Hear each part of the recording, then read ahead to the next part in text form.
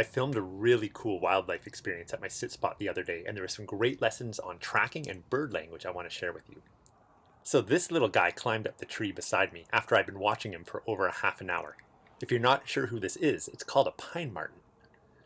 After he went down the tree though, there were some amazing learning opportunities. And this first one has to do with bird language. Just watch and listen for a second here.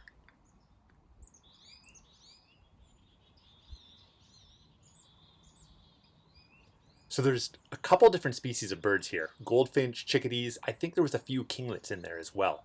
And what's really cool about this right now is they're not doing their usual song calls. They're doing what we call alarm calls. There's also a pattern to how they're surrounding the marten up in the tree. You'll notice that there's birds side to side, up and down, all around it. This is a shape that we call a parabolic alarm. And it's indicating of a predator that's stationary, that the birds are following and letting the rest of the forest know about.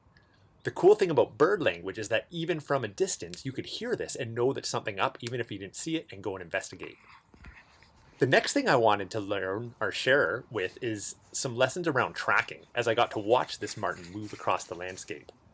So in a second here, he's going to climb on this log. You see what he just did there?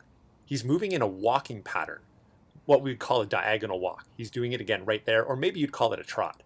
Then he goes into his more typical 2x2 lope that he's doing right there. So these are different tracking patterns that you can learn to identify in the snow. And if you see those patterns in the snow, you actually know how the animal was moving across the landscape. And this is amazing because, imagine now you're out in the winter and you come across marten tracks in the snow. By knowing these patterns, you actually have a gauge of how it's actually moving across the landscape.